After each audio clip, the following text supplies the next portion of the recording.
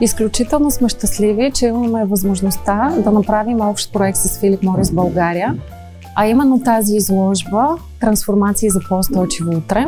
която е част от серия инициативи за устойчиво развитие, които ние стартирахме от началото на тази година. Ние от Филип Морис България сме изключително щастливи заедно с нашата кампания "Промени картинката" да подкрепим този проект на Орбико България и на Националната художествена академия, тъй като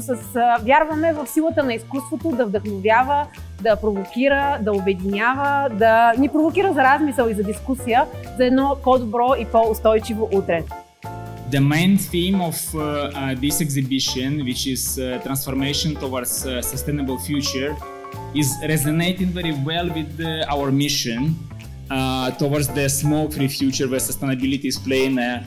central role. Many of you might know that us in Philip Morris International and also in Philip Morris Bulgaria, we are going through a major transformation of our business, moving from combustible products towards smoke-free alternatives.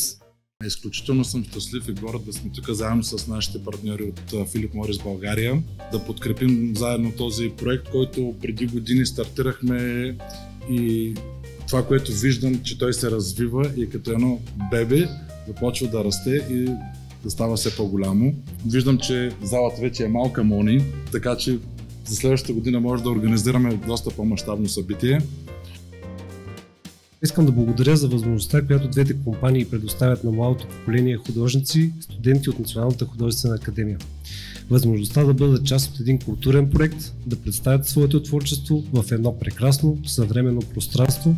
и възможността да трансформират своите идеи в картинни послания за по-устойчиво утре.